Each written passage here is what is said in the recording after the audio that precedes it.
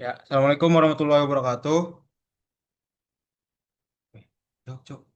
Waalaikumsalam warahmatullahi wabarakatuh. Selamat sore semuanya.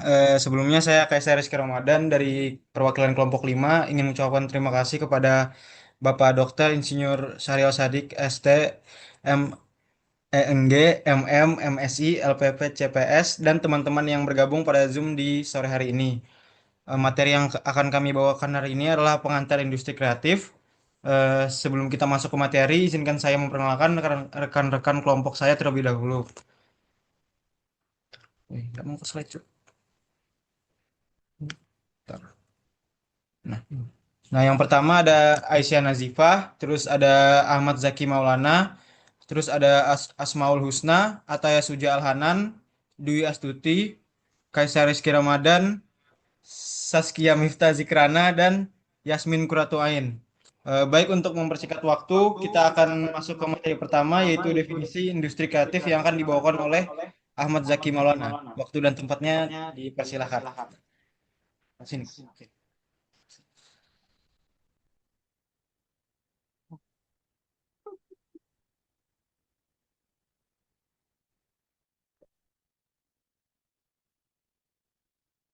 Ya, ini sudah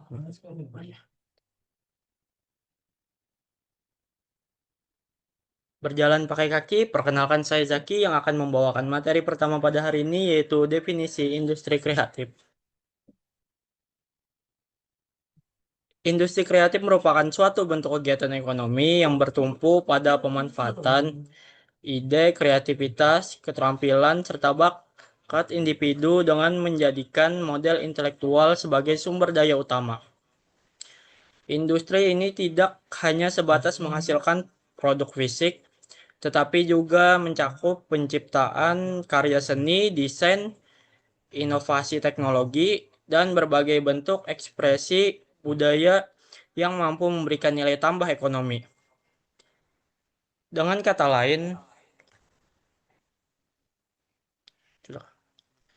industri kreatif menjadikan gagasan dan imajinasi manusia sebagai contoh penggerak utama dalam proses produksi, distribusi, dan konsumsi barang maupun jasa. Industri kreatif dapat dipahami sebagai sektor ekonomi modern yang berbasis pada gagasan dan inovasi.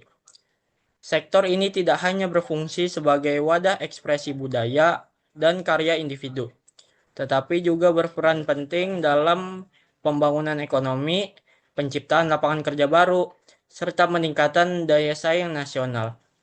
Oleh karena itu, industri kreatif memiliki peranan strategis dalam mendukung pertumbuhan ekonomi yang berkelanjutan sekaligus memperkuat posisi suatu bangsa di tengah dinamika global yang semakin menuntut inovasi dan kreatif.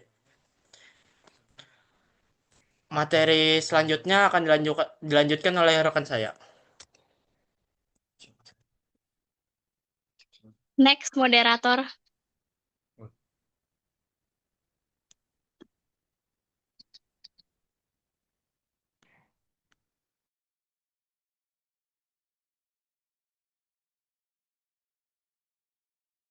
Oke, jadi di sini saya akan membawakan materi yaitu tentang karakteristik industri kreatif. Jadi industri kreatif itu memiliki ciri khas yang berbeda dari sektor industri lainnya dikarenakan mengutamakan daya cipta, inovasi, serta gagasan manusia sebagai sumber utama nilai tambahnya. Karakteristik pentingnya di antara lain yaitu yang pertama ada berbasis pada ide dan juga kreativitas. Nilai utama dari industri kreatif terletak pada gagasan yang dihasilkan. Misalnya, sebuah desain pakaian atau logo perusahaan memiliki nilai yang lebih tinggi daripada bahan kain atau tinta cetaknya. Jadi, yang dijual itu bukan hanya sekedar produk fisik, melainkan juga hasil imajinasi dan juga inovasi. Yang kedua ada mengandalkan hak kekayaan intelektual atau HKI.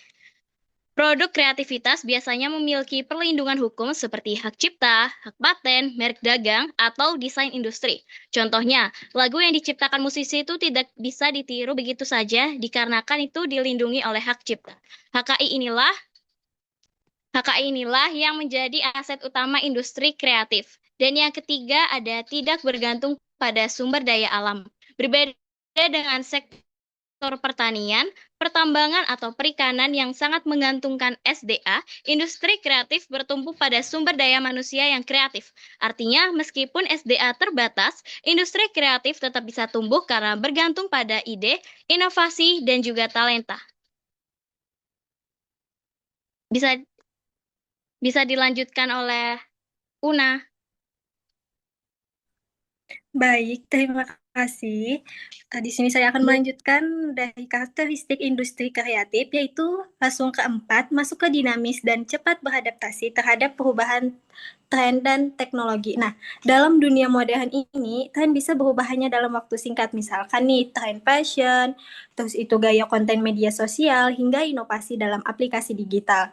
Nah, hal ini tuh menuntut pelaku industri kreatif untuk selalu tanggap terhadap perubahan, kreatif dalam berinovasi, dan siap menyesuaikan diri dengan kebutuhan pasar yang terus berkembang. Lalu, yang kelima, masuk menggabungkan seni, teknologi, dan bisnis. Yang dimana produk yang dihasilkan tidak hanya berorientasi pada keindahan dan nilai estetika, tetapi juga mengandalkan teknologi sebagai alat produksi dan distribusi sehingga strategi bisnis agar mampu bersaing di pasar. Misalnya, seorang desain grafis bukan hanya mengandalkan kemampuan menggambar, tetapi juga perlu memahami tren digital marketing agar karyanya dapat menjangkau audiens yang lebih luas. Lalu yang keenam, produk kreatif ini menonjolkan dalam keunikan, diferensiasi, dan keunikan. Jika ciri khas dan karakter yang melekat pada setiap karya menjadi nilai tambah yang tidak dapat ditiru begitu saja. Lalu, yang membedakan industri kreatif dengan industri manufaktur konvensional, jika industri biasa fokus pada efisiensi produk massal, maka industri kreatif menekankan pada orisinalitas, ide segar, dan nilai emosional dari sebuah produk. Dan yang terakhir yaitu padat karya intelektual, yaitu sektor yang membutuhkan tenaga kerja dengan kemampuan berpikir, keahlian, dan pengetahuan yang tinggi, yang dimana keberhasilan dalam industri ini tidak ditentukan oleh jumlah tenaga kerja fisik, melainkan oleh kualitas ide dan kreativitas yang dihasilkan. Nah, oleh karena itu, sumber daya manusia menjadi aset terpenting dalam mendukung tumbuhnya sektor kreatif. Jadi bisa dibandingkan dengan sektor industri konvensional seperti manufaktur, industri kreatif berfokus pada orisinalitas dan pengalaman, sementara industri tradisional lebih menekankan pada efisiensi biaya dan skala produksi. Materi selanjutnya akan dijelaskan dengan rekan saya. Baik, izin masuk. Mungkin kepada moderator bisa geser. Oke, terima kasih. Jadi, di sini saya akan lanjut menjelaskan mengenai klasifikasi industri kreatif. Seperti yang terlihat di sini ya, terdapat 17 subsektor utama industri kreatif yang berperan sebagai pilar dalam mendorong pertumbuhan ekonomi nasional. Setiap subsektor tersebut memiliki karakteristik dan potensi yang unik yang pada gilirannya dapat dikembangkan dengan mengoptimalkan kekayaan budaya. Nah, di sini yang pertama ada aplikasi. Jadi, untuk subsektor aplikasi mencakup pengembangan perangkat lunak dan aplikasi digital yang memainkan peran sentral dalam transformasi teknologi informasi saat ini. Untuk Indonesia tersendiri, ada Kota Bandung yang menjadi salah satu pusat pengembangan aplikasi yang signifikan di Indonesia, yang didukung oleh pesatnya pertumbuhan startup, teknologi, dan keberadaan berbagai inkubator bisnis digital. Inkubator seperti Bandung Technopark dan Telkom Creative Mill menjadi wadah bagi pengembang muda untuk mewujudkan ide inovatif. Selanjutnya ada penerbitan. Untuk industri penerbitan meliputi produksi buku, majalah, dan media cetak, maupun elektronik yang menjadi sarana utama penyebaran informasi dan ilmu pengetahuan. Di sini ada kota Yogyakarta yang terkenal sebagai pusat penerbitan yang kuat berkat budaya literasi yang tinggi dan komunitas penulis yang solid di wilayah tersebut. Kemudian yang ketiga ada seni pertunjukan. Subsektor seni pertunjukan mencakup seni teater, tari, serta musik yang disajikan dalam bentuk pertunjukan dengan nilai estetika dan edukasi. Di sini ada Bali yang memiliki reputasi yang unggul sebagai daerah dengan kekayaan seni pertunjukan tradisional dan kontemporer yang ikut memperkaya daya tarik budaya lokal serta sektor pariwisata. Selanjutnya, yang keempat ada perikanan. Di sini perikanan merupakan subsektor jasa kreatif yang berfokus pada pengembangan dan penyebaran pesan promosi melalui berbagai media, baik cetak, digital, maupun audiovisual. Di sini ada Ibu Kota Jakarta yang berperan sebagai pusat industri perikanan nasional dengan konsentrasi agensi iklan dan profesional di bidang perpasaran yang sangat besar. Kemudian yang kelima ada subsektor. Di sini maksud saya yang kelima ada arsitektur. Di sini ada subsektor arsitektur yang merujuk pada perancangan bangunan dan ruang yang menggabungkan aspek seni, teknik, dan fungsi. Ada Kota Surabaya yang menampilkan perkembangan arsitektur modern yang memadukan nilai budaya lokal dengan inovasi desain urban yang progresif. Kemudian yang keenam ada televisi dan radio. Di sini tersedia konten hiburan dan informasi melalui media penyiaran audiovisual seperti televisi dan radio. Yang dimana di sini Jakarta menjadi pusat utama penyiaran nasional dengan berbagai stasiun televisi dan radio terbesar yang menjangkau masyarakat luas. Misalnya seperti RCTI, SCTV, Trans TV, dan MNC Group. Di sini banyak program unggulan seperti sinetron, reality show, dan talk show yang diproduksi di sini. Radio juga tetap relevan dengan format musik, talk, dan komunitas terutama di kalangan anak muda. Kemudian yang ketujuh ada desain komunikasi visual, yang dimana meliputi perancangan grafis, branding, dan media visual untuk menyampaikan pesan secara efektif melalui berbagai platform. Kota Bandung dan Yogyakarta dikenal sebagai sentra desain komunikasi visual yang memiliki banyak desainer, kreatif, dan institusi pendidikan seni. Desainer di kedua kota ini dikenal inovatif dalam branding UMKM, desain kemasan, dan kampanye sosial. Karya mereka sering memadukan estetika tradisional dengan gaya modern, menciptakan identitas visual yang kuat dan mudah dikenali. Kemudian yang kedelapan ada fotografi. Untuk bidang fotografi sebagai perpaduan seni dan bisnis, berfokus pada pengambilan gambar untuk tujuan dokumentasi, seni, dan komersial. Di sini contohnya ada Bali yang menjadi destinasi favorit para fotografer profesional dan wisatawan yang mengabadikan keindahan alam dan kearifan lokal. Di sini Bali menjadi surga fotografer karena landscape alam yang indah, budaya yang kaya, dan keramahan masyarakat. Mungkin itu saja dari saya. Materinya akan dilanjutkan oleh teman saya, Atta.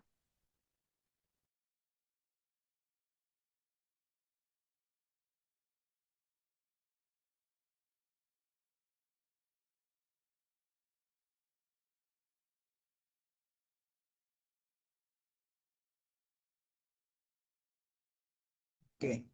Nah, di 9 ada film animasi dan video.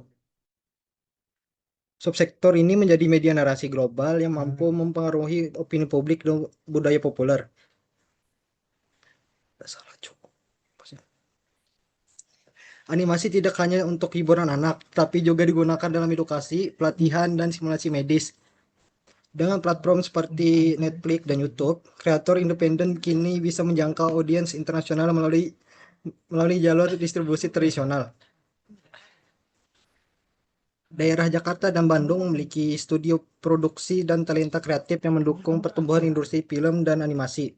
Film-film lokal seperti Ada Apa Dengan Cinta dan Warkop DKI Reborn banyak diproduksi di Jakarta, sementara Bandung menjadi lokasi syuting favorit karena keindahan alamnya.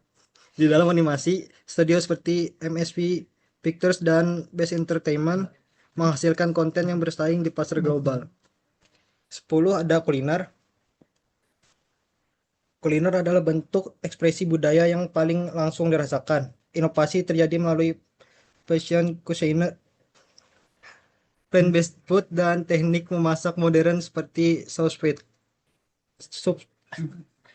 Subsektor ini juga mendorong pertumbuhan ekonomi mikro melalui UMKM makanan, food truck, dan kuliner kaki lima yang kini semakin profesional. Kuliner juga menjadi daya tarik utama dalam pariwisata. Kuliner Yogyakarta terkenal dengan gudeg, bakpia, dan wedang ronde, sementara Padang dengan rendang, sate Padang, dan gulai. Kedua daerah ini tidak hanya melestarikan resep tradisional, tetapi juga berinovasi dengan kemasan modern dan distribusi online. UMKM kuliner di sini banyak memanfaatkan media sosial dan platform Gojek atau Grab untuk memperluas pasar bahkan hingga ekspor.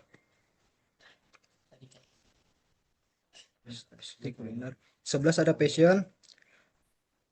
Fashion adalah industri global yang menggabungkan seni, budaya, dan ekonomi. Tren fast fashion mulai dikritik karena dampak lingkungannya, mendorong munculnya gerakan slow fashion dan sustainable fashion yang menggunakan bahan daur ulang dan produksi etis. Fashion juga menjadi sarana ekspresi identitas termasuk gender, agama, dan komunitas. Nah, daerah Bandung dikenal sebagai Paris Panjapa karena industri fashionnya yang dinamis, dengan pusat pembelajaran seperti Cihampela Swag dan Fashion Valley. Solo juga menjadi pusat batik dan busana tradisional yang dikembangkan dengan sentuhan modern. Desainer muda di kedua kota ini aktif mengikuti fashion show nasional dan internasional, memperkenalkan budaya Indonesia melalui mode. Yang ke-12 ada desain produk. Desain produk berperan dalam menciptakan solusi inovatif untuk masalah sehari-hari, seperti produk ramah lingkungan, alat bantu disabilitas, atau furnitur multifungsi untuk ruang terbatas. Prinsip desain berpusat pada manusia semakin diterapkan.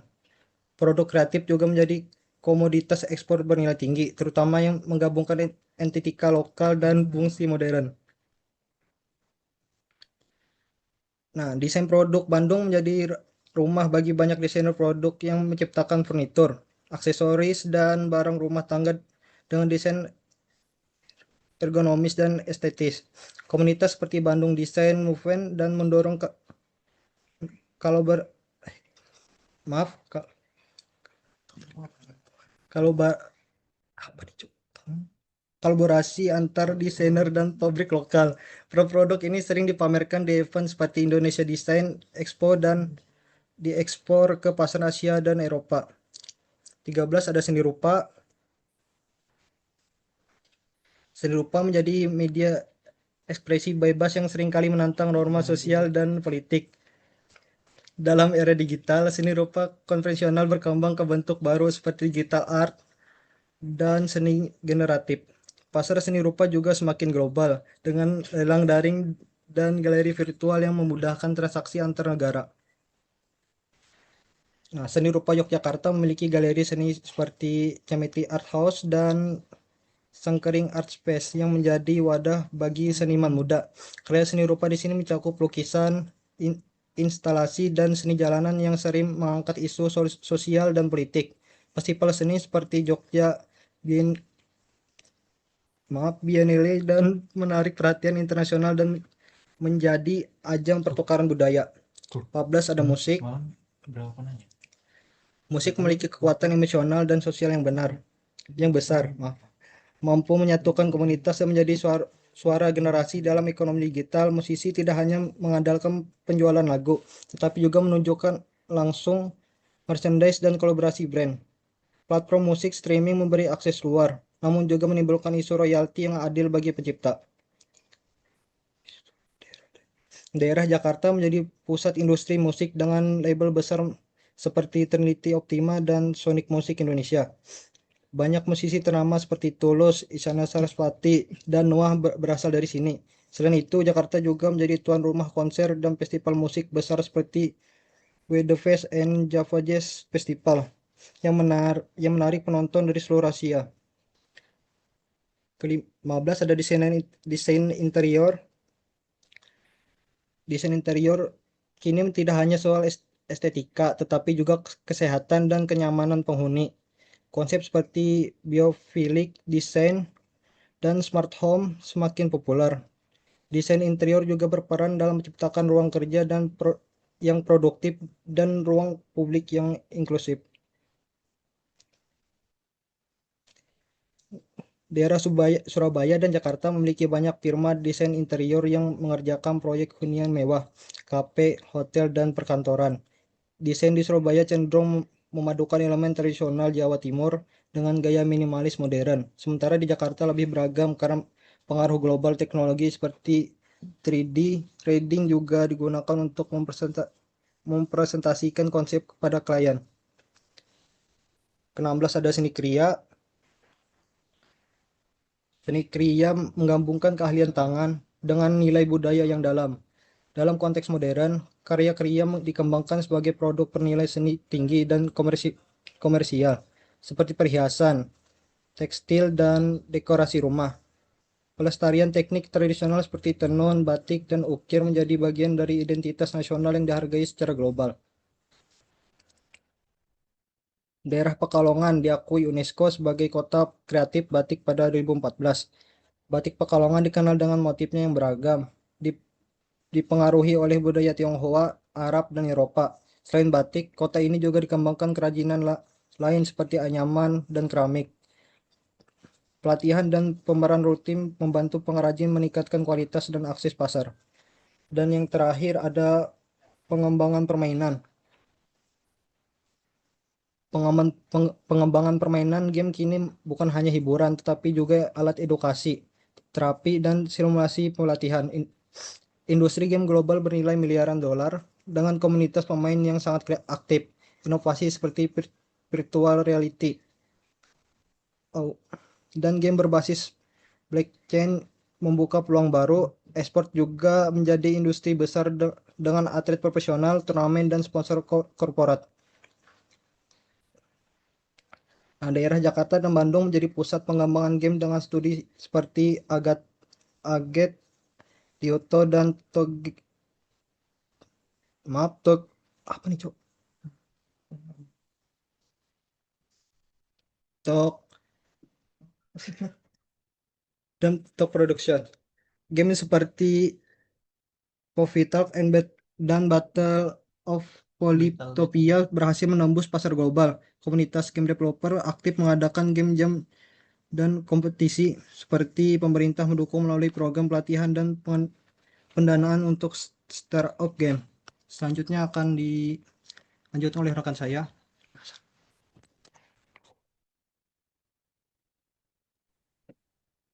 Oke, baik. Jadi, materi yang terakhir yaitu adalah peranan dan peluang industri kreatif.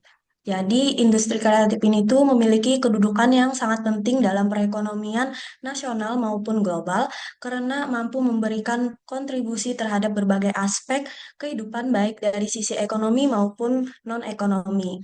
Dari sisi ekonomi, industri kreatif ini tuh berperan dalam menciptakan iklim usaha yang kondusif, terus membuka lapangan pekerjaan, mendorong inovasi serta kreativitas, memanfaatkan sumber daya yang terbaru, dan secara positif itu menyumbang pada pendapatan nasional bruto atau gross national product atau GNP. Menurut laporan ekonomi kreatif dari Departemen Perdagangan Republik Indonesia, kontribusi industri kreatif itu tuh dapat dilihat melalui beberapa indikator utama. Yang pertama yaitu adalah kontribusi terhadap produk domestik bruto atau PDB, yang dimana industri kreatif ini tuh memberikan kontribusi sebesar 6,3% terhadap PDB Indonesia pada periode tahun 2002 sampai 2007. Walaupun ini masih di bawah negara seperti Amerika Serikat dan Inggris, tetapi kontribusi ini tuh tetap menunjukkan bahwa sektor ini memiliki peranan yang penting dalam pertumbuhan ekonomi nasional maupun global. Terus yang kedua adalah penciptaan lapangan kerja. Selain meningkatkan PDB, industri kreatif ini juga mampu menciptakan banyak lapangan kerja, yang dimana pada periode 2000 sampai 2006, sektor ini menyerap sekitar 5 sampai 4 juta tenaga kerja dengan tingkatan partisipasi yaitu 5,79%, yang artinya industri kreatif ini tuh turut mengurangi pengangguran dan meningkatkan kesejahteraan masyarakat. Terus yang ketiga adalah meningkatkan ekspor. Industri kreatif ini juga berkontribusi besar terhadap ekspor Indonesia. Pada tahun 2006, sektor ini menyumbang sekitar 9,13% dari total ekspor nasional dengan pertumbuhan 11%. Hal ini nih membuktikan bahwa produk kreatif Indonesia tuh mampu bersaing di pasar internasional. Terus yang keempat yaitu adalah mendorong iklim investasi dan bisnis. Jadi, industri kreatif ini tuh menjadi salah satu penggerak investasi dan bisnis, terutama melalui pembangunan kota-kota kreatif seperti Bandung, Tasikmalaya, Yogyakarta, dan Bali. Dengan dukungan infrastruktur komunikasi dan informasi yang baik, kota-kota tersebut berhasil menarik banyak investor. Terus yang kelima yaitu adalah mendorong pertumbuhan sektor jasa dan produksi.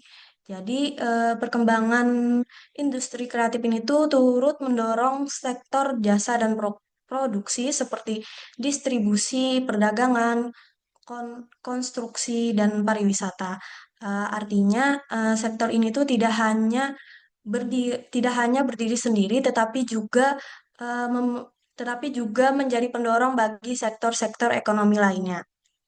Terus yang keenam adalah mempengaruhi perkembangan sektor lain.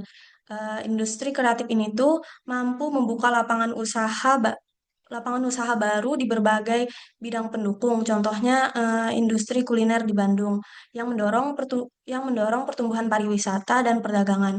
Ini nih menunjukkan bahwa industri kreatif menciptakan efek positif bagi banyak sektor ekonomi. Terus yang ketujuh ada dampak sosial ekonomi. Selain berdampak pada ekonomi, tentunya industri kreatif ini juga memberikan pengaruh sosial yang besar. Kegiatan kreatif juga dapat meningkatkan kualitas hidup masyarakat, memperkuat toleransi sosial, dan membangun citra positif ma- citra positif bangsa di mata dunia. Terus yang terakhir yaitu adalah pelestarian budaya dan warisan lokal. Jadi industri kreatif ini tuh berbasis budaya berperan penting eh, dalam melestarikan tradisi dan nilai-nilai lokal. Selain itu, karya seperti jamu, seni, pakaian adat, dan kerajinan daerah itu tuh dapat dilindungi melalui hak kekayaan intelektual atau HAKI, sehingga budaya lokal ini tidak hanya dilestarikan, tetapi juga memiliki nilai ekonomi yang tinggi. Yang selanjutnya, ekonomi yang selanjutnya, industri kreatif ini memiliki peluang yang sangat erat berkaitan dengan dinamika sosial masyarakat. Industri ini juga cepat menyesuaikan diri dengan perubahan pola konsumsi dan konsumen pun memberikan respon positif terhadap produk baru ataupun unit yang dihasilkan. Menurut laporan United Nations pada tahun 2003, sekitar 50% pengeluaran masyarakat di negara G7 berasal dari produk industri kreatif. Hal ini menunjukkan bahwa potensi pasar industri kreatif sangat besar, terutama bagi negara seperti Indonesia yang memiliki keberagaman budaya dan kekayaan lokal sebagai sumber daya utama inovasi. Baik, selanjutnya akan saya serahkan ke moderator.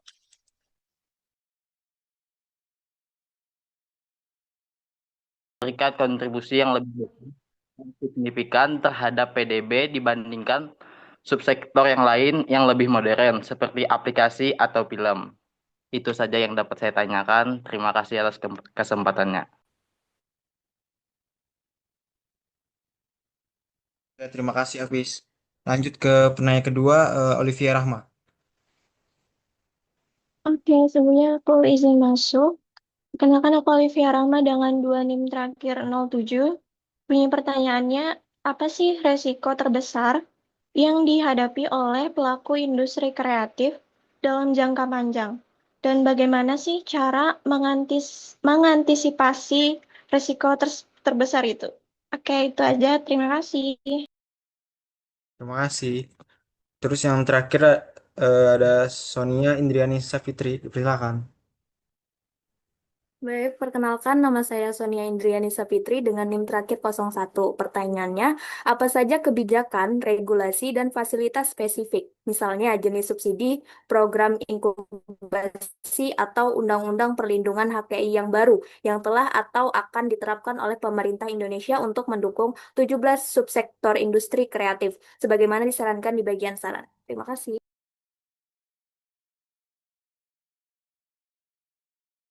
Terima kasih, kami minta waktunya sebentar untuk mencari jawaban.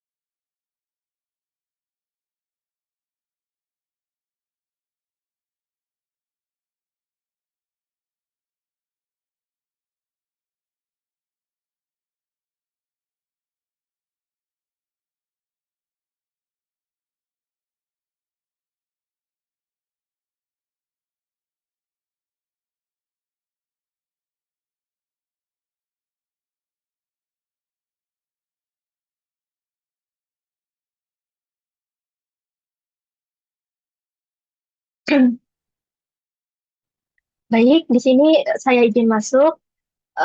Saya izin menjawab pertanyaan dari Sonia Indriani Sapitri dari kelompok 6, yang dimana menanyakan apa saja kebijakan, regulasi, dan fasilitas spesifik, misalnya jenis subsidi, program inkubasi, atau undang-undang perlindungan HKI yang baru, yang telah atau akan diterapkan oleh pemerintah Indonesia untuk mendukung 17 subsektor industri kreatif, sebagaimana disarankan di bagian saran. Jadi, pemerintah Indonesia telah menerapkan berbagai kebijakan, regulasi, dan fasilitas untuk mendukung 17 subsektor tersebut melalui peraturan pemerintah nomor 24 tahun 2022 tentang ekonomi kreatif yang menjadi payung hukum utama dalam pembiayaan pemasaran berbasis HKI, infrastruktur, dan pemberian insentif kepada pelaku ekonomi kreatif. Nah, pembiayaan ekonomi kreatif tersebut bersumber dari APBN, APBD, dan sumber usaha lainnya dengan pemerintah pusat maupun daerah yang memberikan insentif berupa kemudahan perizinan, keringanan tarif sarana prasarana, serta fasilitasi pembiayaan melalui lembaga perbankan dan non-bank. Kemudian untuk perlindungan dan fasilitas HKI, untuk pelaku UMKM dapat mendaftarkan merek dengan biaya terjangkau sekitar 500.000 setelah memperoleh surat rekomendasi dari Dinas Koperasi dan UMKM, Dinas Perdagangan dan Perindustrian, atau Dinas Pariwisata dan Ekonomi Kreatif. Kemudian proses pendaftaran dapat dilakukan secara daring melalui situs resmi Direktorat Jenderal Kekayaan Intelektual atau djip.co.id untuk mempermudah akses bagi pelaku kreatif di seluruh Indonesia. Kemudian, untuk kebijakan strategis dan digitalisasi, pemerintah juga mendorong digitalisasi ya untuk pelaku UMKM, termasuk integrasi dengan sistem pembayaran nasional KRIS untuk meningkatkan akses pasar dan efisiensi transaksi. Mungkin itu saja dari saya. Apakah dapat diterima? Iya, bisa. Terima kasih.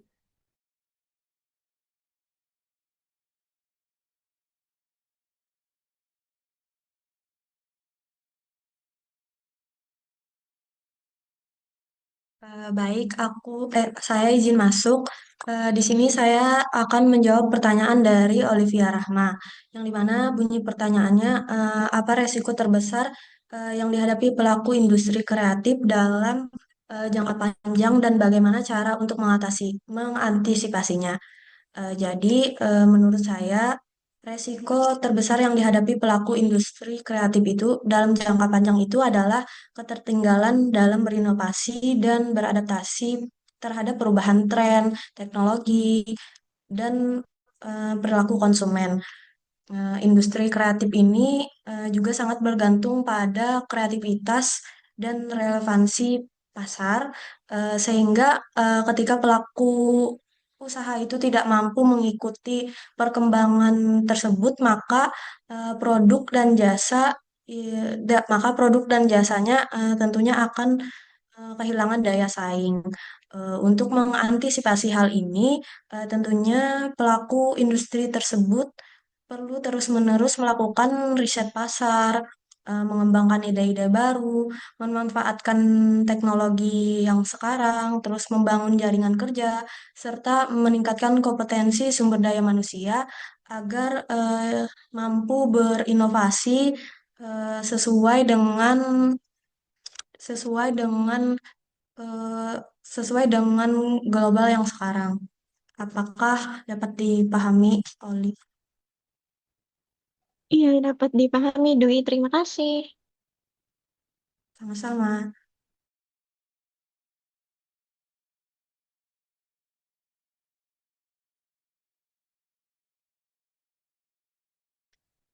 Izin masuk, perkenalkan saya Teh Sujalhanan.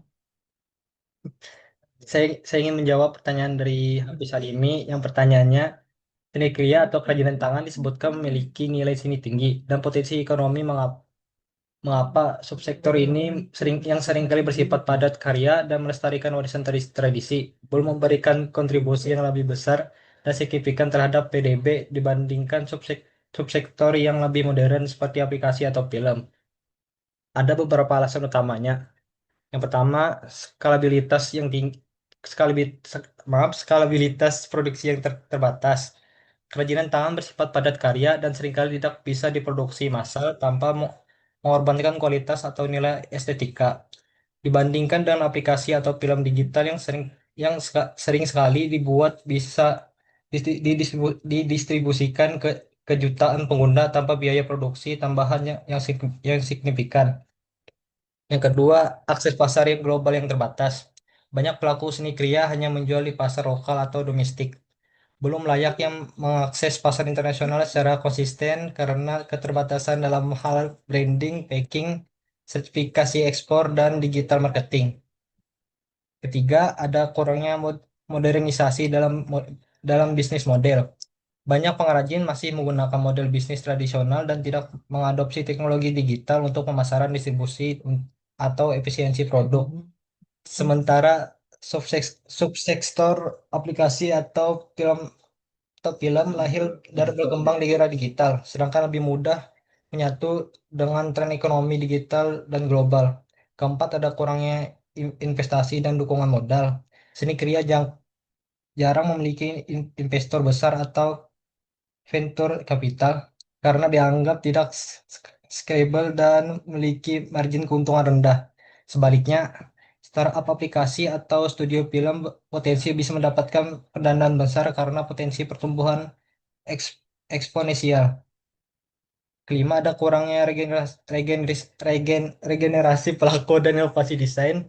Banyak pengrajin kriya adalah generasi tua yang mengalami kesulitan dalam mentransfer keahlian kepada generasi muda. Inovasi dalam desain, fungsi, dan tren kadang tertinggal dibandingkan dengan kebutuhan pasar modern.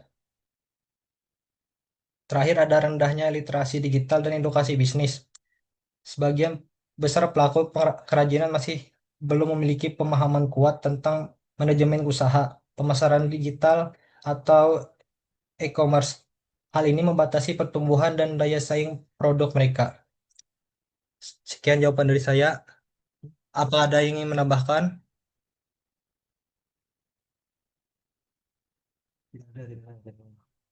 Apakah bisa memahaminya, bis? Ya, terima kasih kepada Ataya Sujal Hanan atas jawaban yang mudah dipahami. Terima kasih.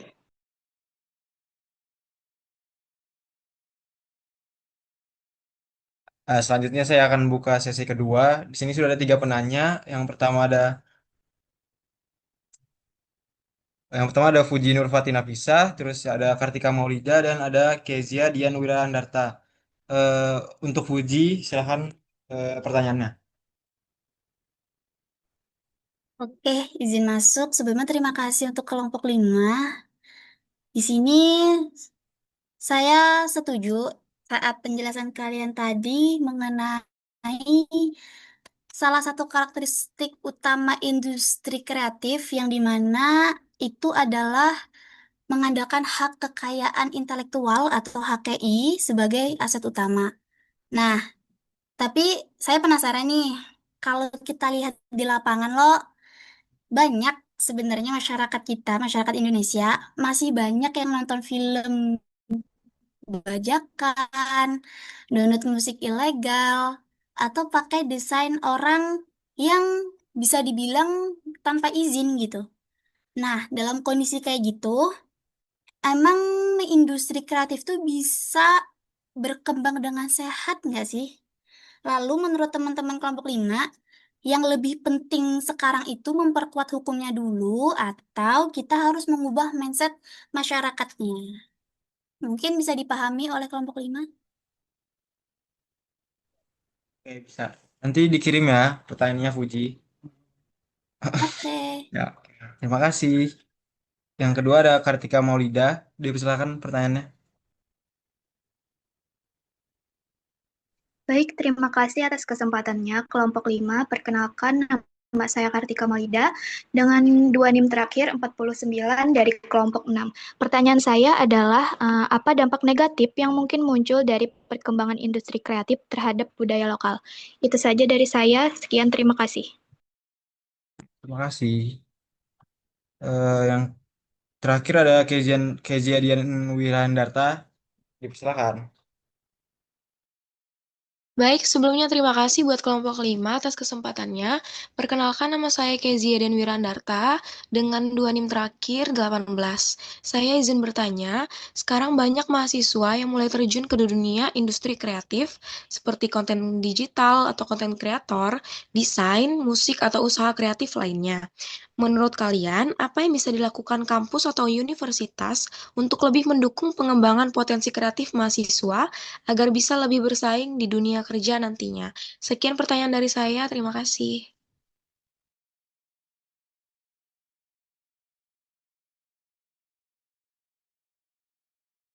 Oke, terima kasih, Bui. Eh, Kami izin mendiskusikan jawaban dulu.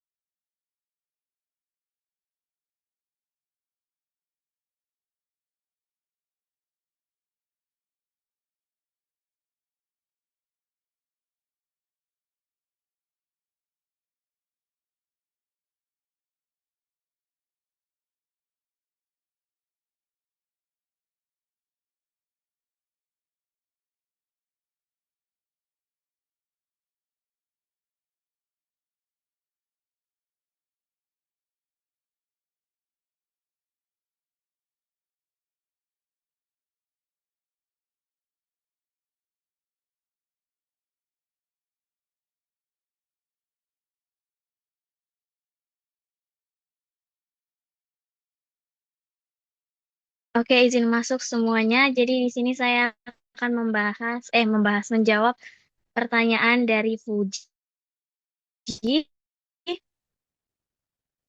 Nah, langsung saya jawab saja ya. Jadi kalau kita lihat tuh memang benar bahwa masih banyak orang yang menonton film lewat bajakan, download musik ilegal, atau pakai desain orang tanpa izin. Nah, hal kayak gini tuh sebenarnya jadi tantangan besar buat industri kreatif, soalnya sebagaimana industri itu bisa maju kalau karya orang aja belum bisa kita hargai. Jadi menurut saya antara penegakan hukum dan juga perubahan mindset masyarakat, dua-duanya itu sangat penting banget. Tapi yang paling dasar adalah bagaimana cara mengubah cara pandang masyarakat terlebih dahulu. Karena seketat apapun hukumnya, kalau orang masih berpikir kayak, cuma nonton gratis aja kok, pelanggaran itu bakal akan terus terjadi. Jadi langkah pertama yang paling bisa kita lakukan adalah mengedukasi dan juga menyadarkan, biar orang itu tahu kalau menghargai karya itu sama aja dengan mendukung kreatornya untuk terus berkarya. Nah, setelah mindsetnya itu sudah mulai membentuk atau terbentuk, barulah hukum itu bisa berjalan lebih efektif buat melindungi para pelaku kreatif. Intinya, kalau masyarakatnya itu sudah menghargai karya dan hukum juga berjalan tegas, industri kreatif itu pasti bisa berkembang dengan sehat dan juga keberlanjutan. Oke, baik Puji, apakah jawabannya dapat dipahami? Sangat mudah dipahami. Terima kasih, Ziva. Yes, yes.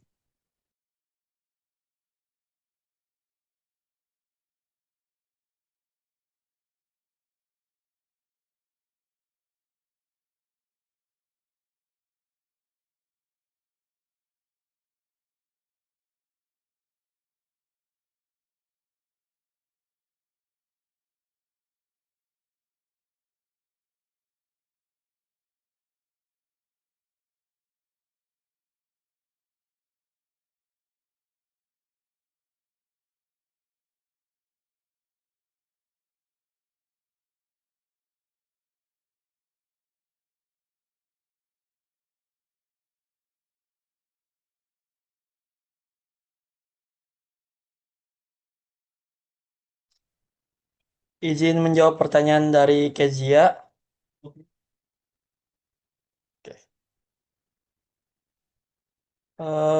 Kampus memiliki peran penting dalam menumbuhkan potensi kreatif mahasiswa agar mampu bersaing di dunia industri. Untuk itu, kampus dapat membangun lingkungan belajar yang inovatif dan kolaboratif, di mana mahasiswa didorong untuk mengeksplorasi ide-ide baru serta mengasah kemampuan berpikir kreatif. Dukungan yang dapat diberikan melalui penyediaan fasilitas pendukung seperti studio kreatif, laboratorium desain, ruang inkubasi bisnis, serta pelatihan di bidang teknologi dan kewirausahaan. Selain itu, kampus juga perlu menjalin kerjasama dengan pelaku industri kreatif melalui program magang, workshop, seminar, dan kompetisi, sehingga mahasiswa dapat memperoleh pengalaman langsung dan pemahaman secara mendalam tentang kebutuhan pasar. Dengan cara ini, mahasiswa tidak hanya dibekali dengan pengetahuan akademik, tapi juga kemampuan praktis, jejaring profesional, dan portofolio yang kuat untuk menghadapi tantangan di dunia kreatif. Apakah sudah menjawab? Untuk Kezia?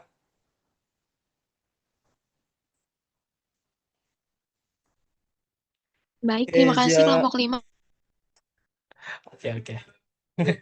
atas jawabannya, mudah dipahami. Terima kasih. Oke.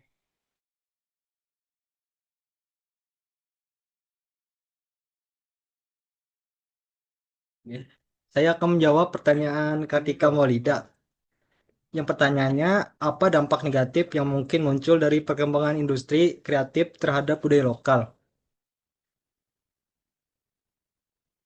Jawabannya, budaya lokal dapat mengalami komersialisasi yang tidak bertanggung jawab, di mana simbol-simbol budaya digunakan dalam produk komersial tanpa izin dari komunitas pemilik budaya.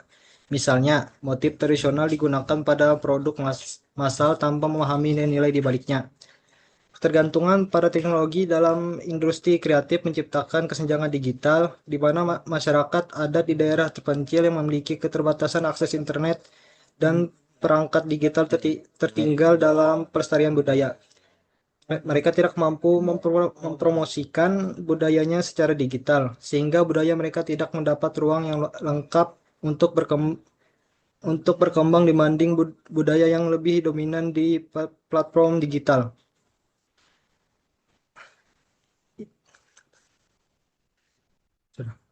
Apakah jawabannya bisa diterima atau ada yang ingin menambahkan?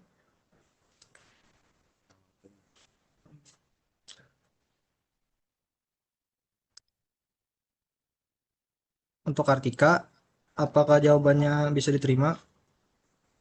Baik, dapat dipahami. Makasih. Sama-sama.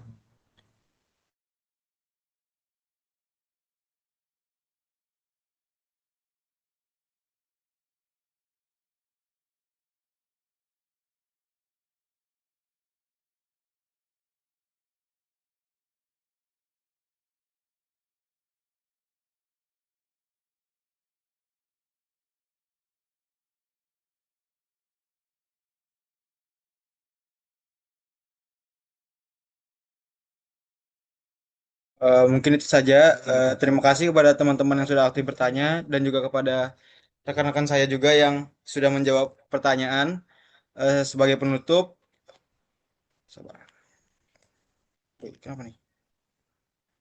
Kesimpulannya, berdasarkan pembahasan mengenai industri kreatif, dapat disimpulkan bahwa industri kreatif merupakan sektor ekonomi yang berbasis pada gagasan, kreativitas, serta inovasi manusia yang menghasilkan nilai tambah. Industri kreatif berperan penting dalam pembangunan ekonomi nasional dan memberikan kontribusi terhadap PDB, penciptaan lapangan kerja, peningkatan ekspor, serta mendorong iklim investasi. Selain itu, sektor ini juga berkontribusi pada pelestarian budaya, penguatan identitas bangsa, serta peningkatan kualitas hidup masyarakat. Besarnya peluang masih terbuka. Mungkin itu saja dari kelompok 5. Kurang lebihnya mohon maaf. Terima kasih. Assalamualaikum warahmatullahi wabarakatuh.